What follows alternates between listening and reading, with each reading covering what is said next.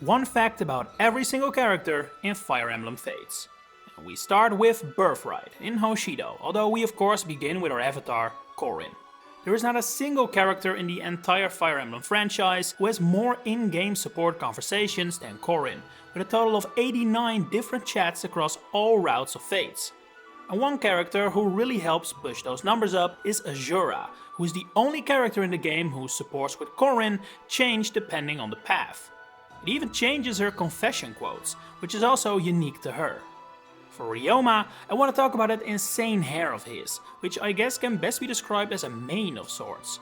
It was inspired by Takeda Shingen, a feudal lord from Japan's history, who had a similar white mane. Character designer Yusuke Kosaki was watching a TV drama about Shingen one day and got inspired. Important detail though, Shingen's mane is fake, Ryoma's is very much not.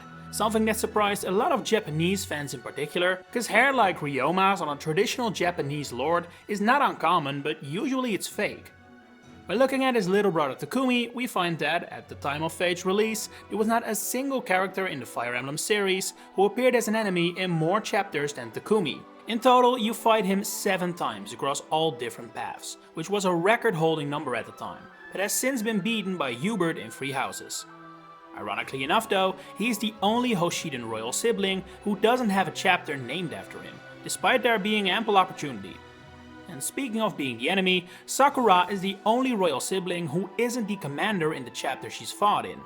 Instead, Yukimura appears alongside her and functions as commander for that chapter. I think it's also worth mentioning that Sakura's birthday, April 9th, is smack dab in the middle of Japan's cherry blossom season, with Sakura being the Japanese name of these trees. And last but not least, as far as Hoshidan royals go, we have Hinoka, although it was a close call or she wouldn't have appeared in the game at all. Despite being designed earlier than say Camilla, she was absent in the first draft of the script, with Hoshido originally having one less royal sibling than Nohr.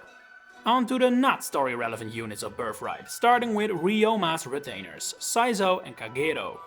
Saizo's official artwork depicts him with a weapon, which is quite common, many characters do, but what is a lot rarer is to be depicted with a weapon they don't actually use in-game.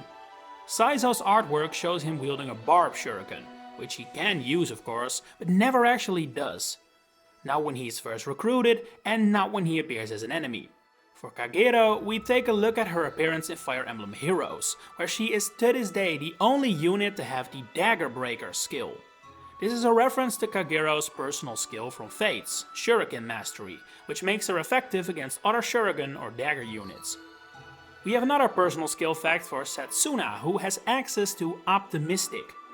This is quite an odd pick for her, as Setsuna really isn't all that optimistic a character, she's more lazy and scatterbrained. Interestingly enough, Karagi's personal skill, Optimist, is very similar name-wise, although it does something completely different. Her fellow retainer, Asama, is quite a unique figure in Fates Land, as he's the only character in the entire game to appear in the Monk class. And that even includes every single enemy soldier. We have a voice actor fact for Hinata, who is voiced by Dellum Donaldson, which is someone who doesn't actually exist. It's an alias used by voice actor Cam Clark, but the strangest thing about this is that Clark actually did work under his own name for Fates, being the voice of both Corrin and Arthur. It leaves you to wonder why he did the role of Hinata under a different name. Anyway, let's continue with Oboro, where we're gonna look at our ace support with Orochi, and not so much for what is said, but more how it is said. In the North American version of the game, there is a mistake in the dialogue here, as Oboro thanks herself instead of Orochi, with the localizer seemingly getting the similar names mixed up. This error wasn't in the original Japanese script after all. And we're gonna be doing a bit of translating ourselves now when we look at Hana. Her name roughly translates to flower in Japanese, which is likely intentional, seeing as she is the retainer and best friend of Sakura, who was named after a tree, as mentioned before. The same goes for Tsubaki actually, as his name is the Japanese word for the flower known as camellia. But if you prefer a more gameplay focused fact, you might like to know that Tsubaki is the first ever male character to ride a Pegasus in the entire series. That's been all retainers, but Hoshido has more to offer than just that, such as Hayato, child of the Wind tribe, which is also referenced in his name. It's Japanese for Falcon Man after all, which may sound like a badass superhero, but is most likely a reference to his affiliation with the Wind Tribe, seeing as that was also the name of an old clan from Japanese history. Unlike Ryoma earlier, Rinka actually does have a fake mane. The red hair we see on top of her head is not her actual hair and is attached to her Oni mask. Her real hair is the white we see before it, as can also be seen in the hot springs. According to an official poll held on the Fates website, Orochi is one of the least popular characters in the entire game, ranking only 35th of all women in the game. At least her voice actress, Paula Tiso, did get to celebrate a little after all, since she also voices Camilla, one of the most popular characters in the game of course. Yukimura is the least popular male character in the entire game, ranking 36th out of a total of 36. That said, compared to Orochi, I think he has some mitigating circumstances, being quite inconvenient to recruit for one and having a near complete lack of supports for two. We return to Fire Emblem Heroes for the next fact, although we're not gonna be talking about the actual game, but instead the mini acrylic figure collection. These real-life figures of the heroes' chibi sprites. They were released in sets, with each set containing a secret character you weren't supposed to know. Most of these are Heroes exclusive characters, but one of them is not, and lo and behold, that's the character this fact applies to, Kaden. For Reina, we're once again gonna look at a mistake in her dialogue. In her ace support with Male Corrin, she mentions being a Pegasus Knight, but the term is actually not used in Fates and is instead referred to as a Sky Knight. And finally, for Hoshido, we have Scarlet, who ends up not seeing the end of Revelation, and yet an ending for her still exists in the game's code, suggesting the decision to permanently kill her off in the story may have been a late one and not always planned. And with that we have Hoshido covered, but before we head to Nohr, I want to first tackle the Forever Loyals, the characters who are recruitable in all routes of the game. First, Corrin's personal retainers, aka house staff, Felicia and Jacob. One core thing of Felicia's character though is that she's not very good at this work, particularly being bad at cooking, as seen in several supports. However, she is not the worst character to place in the mess hall and can even make several edible and thus useful dishes, contradicting that apparent lack of skill. Jacob is the only playable character in Fates who doesn't have a unique battle model. For all other characters, their unique model is the one they use in their default class, but reclassing male units to Jacob's butler class sees them use his model, as such making it not unique to him. Kaze is only the third character in Fire Emblem history who leaves your roster permanently if you didn't build up his support with Corrin enough. While the character may not appear again, his voice actor didn't have to worry about being out of work. In Fates alone, the man behind the ninja, David Stambra, also voices Xander, Shura, Siegbert, Sumeragi, Kilma and the Rainbow Sage. While we have already talked about differences between the paths, like with Azura, one of the smallest differences between the routes is courtesy of Silas, and the food he packed for his picnic with Corrin as a child. In Conquest it was veggie chowder, in Birthright it was surf and turf, and in Revelation, tangy coleslaw. Very strange thing to change, not gonna lie. For Motsu, a mistake has snuck into her unit roster description. It is very apparent in her paralogue that Mozu's unnamed small village is located in Hoshido, yet in the unit roster it says she is from a Nohrian village. And finally, for this group of characters at least, we have Shura, the only character in the game who is both fought and recruitable in all three routes. And so we move on to Nohr, where we once again kick off with the royal siblings. And unfortunately, we begin with another mistake in support dialogue, this time concerning one of the game's most important characters, Xander. It is well documented that Xander can't swim. It's said in several DLC chapters of the game, as well as referenced in Heroes, and yet in his B support with Leo, he says he excels at swimming. This too is not present in the Japanese script, with the localizers adding it and not realizing that Xander would later be established to not be able to swim at all. Another running gag is Leo wearing his collar inside out, something that is then pointed out by Corrin. It's hilarious, you had to be there. Anyway, what I never noticed is that in the first chapter of the game, Leo's model actually has his collar inside out, with the purple side exposed. Not gonna lie, that's an impressive eye for detail on the developer's part. Next up, Camilla, who is the only royal sibling who does not have supports with Azura. The duo do have a conversation in the DLC Nohrian Festival of Bonds though. Not counting chapter 6, Elise is the only royal sibling who is not fought at all throughout any route of the game. As such, she is also the only Nohrian royal sibling who doesn't have her name used for a chapter, and she is also the only one who doesn't have a retainer who originates from Fire Emblem Awakening. And speaking of those retainers, let's continue with those next, starting with Laszlo, who has several supports that reference events from Awakening. His B support with Saizo references his supports with Jerome and Brady, while the same talk with Orochi references an Awakening support that didn't even involve him, instead being about an experiment Laurent and Miriel conducted in their support. While Selena and Odin have similar references hidden away, I want to focus on something different for their facts. Selena is the only Nohrian unit who can reclass into a Hoshidan class without any friendship or partner seal shenanigans, with Sky Knight being her secondary class. Odin is the only one of this trio who cannot die in any route of Fates. Laszlo can die in Birthright in chapter 26 if you kill him before Xander, while Selena can die in Conquest and Revelation at the player's hand. But Odin will instead retreat if that happens, and will only be defeated, not killed, in Birthright. A fact that is very hard to see regarding Perry is that she actually has heterochromia iridum, i.e. eyes with different colors. Usually this is hidden by her hair, but it can be seen in her My Room models that one of her eyes is pink, while the other is green.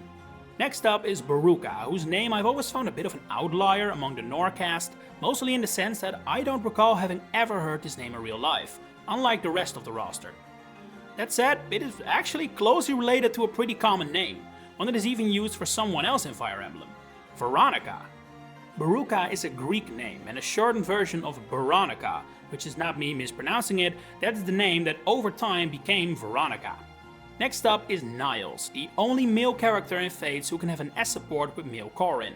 But that isn't the fact I wanted to share about him, instead I want to point out an inconsistency between his in-game and out-of-game appearance. In his official artwork for Fates, Niles holds his bow in his right hand, but in every single other case he uses his left, as would be more logical with someone without a right eye. We have another voice actor fact for Effie, whose voice actress, Marisha Ray, is also the voice behind Oboro and Makoto. Say, have you ever noticed Arthur's belt has an H on it, and if so, have you ever wondered why? Well, the reason is simply because his Japanese name is Harold, which of course starts with an H, and I guess they didn't want to alter every single piece of art to make it an A. Why they didn't just call him Harold in English too though, I don't know. Especially since Arthur has already been used in Genealogy of the Holy War. Anyway, we're gonna continue with Nyx, the only first generation character in the entire game who is absent in one of the routes, as she doesn't appear at all in Birthright. No cameo, not as an enemy, she isn't even mentioned. Gunter at least appears on your Birthright game card during the first 5 chapters.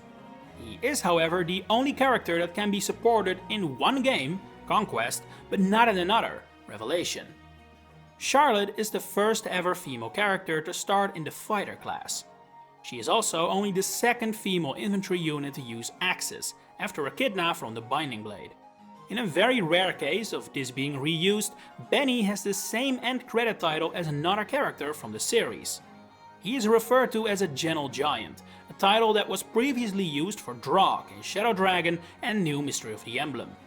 Flora's birthday, which is Felicia's birthday as well, is on February 19th, which is the same day as Fates released in North America. Due to their close relation to Corrin, that might have been intentional, but that is hard to say. And finally, for this section, we have a fact that serves for both Keaton as well as the first child unit we'll be covering, Valoria. The duo is based on the story of Little Red Riding Hood, with Keaton taking on the role of the Big Bad Wolf, while Valoria plays the part of the titular character, complete with a red hooded design. And with that, we have now entered the second generation proper, with Kana up next. Their dragon roars are actually not the same in Japanese as they are in the international versions, with the latter using the same sound as we can hear in Awakening from Churchy's wyvern Minerva during some supports. Shikure is the only child unit in Fire Emblem history who always has a sibling. After all, Azura needs a man to have Shigure, which will always result in a sibling. Lucina is similar in Awakening, but since Chrom can also stick his falchion in a random village maiden, she is not guaranteed to have a sibling, even if it is very likely. Dwyer is the first male troubadour in the series, although he has to share that fact with Forrest, even if looking like a woman is part of the latter's character. He even uses the female animations instead of the male ones. We have another oversight fact for Asugi, although this one isn't the localizer's fault. His supposed item, Asugi's Confect, can be found around my castle before he's even born. Hell, even before Saizo is recruited in the first place. Next up is Sophie, whose horse has a name, which is already quite rare to begin with. It's only the second out of 3, with Beck from Mystery of the Emblem being the first, and Marianne from Three Houses coming afterwards. Anyway, its name is Abel, which is surely in reference to Abel, one of the first cavaliers in Fire Emblem history. Midori is the only character in Fates who joins your army as an apothecary. This is also Yukimura's primary class, but when he joins you, he's a mechanist. Let's hone in on the Hoshidan kids next, starting with Shiro. Since he's naturally a lance user, he actually can't use his father's signature weapon, Raijinto, which is a sword.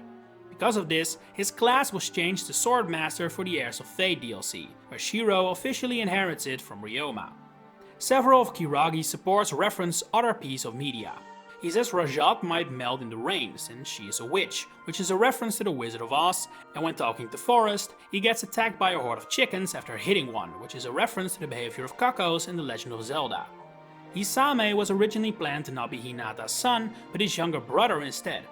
This was changed, however, as the devs believed there wasn't a need for another first generation sword user, which was probably the right call. Metama is the only character in the entire game who has a conversation portrait that changes poses. In her case, she snaps her brush when angry.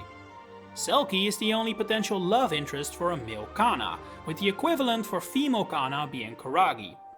Gotta say, Selkie is definitely the better option, seeing as depending on what you uncover, you may believe Kana and Kiragi are related.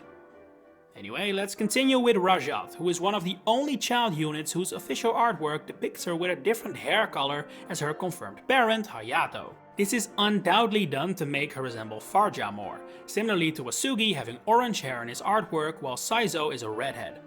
Caldori doesn't have to deal with things like that, seeing as she is obviously based on Cordelia, that can't really be considered an interesting fact.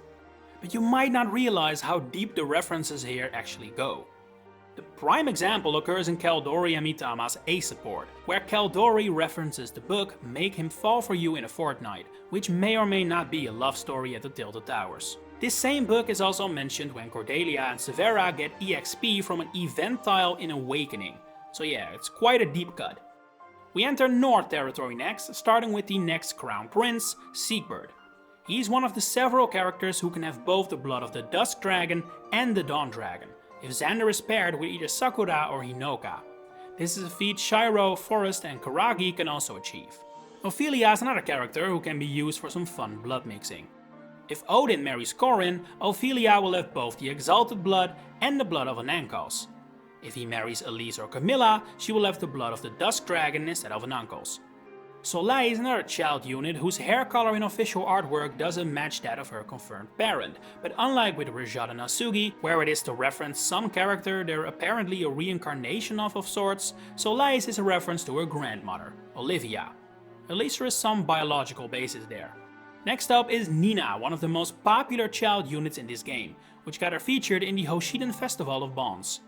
Special artwork was made for the occasion, with her in a kimono and with 2 right feet. Yeah, I doubt that's intentional.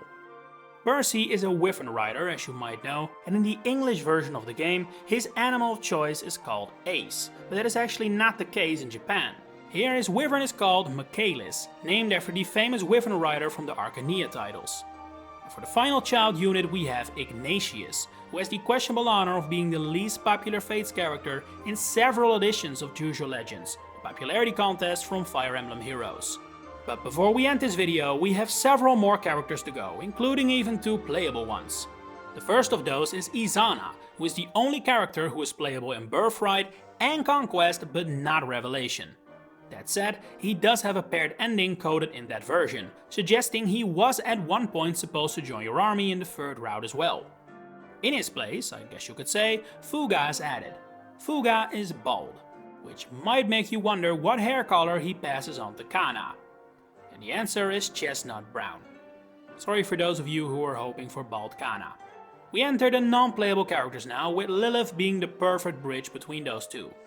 Her depiction in Heroes is inaccurate to her portrayal in Fates in quite an interesting manner. In Fates, it is a pretty important point that she cannot transform back and forth between human and dragon form, but in Heroes she is able to do this willy-nilly. How is never explained.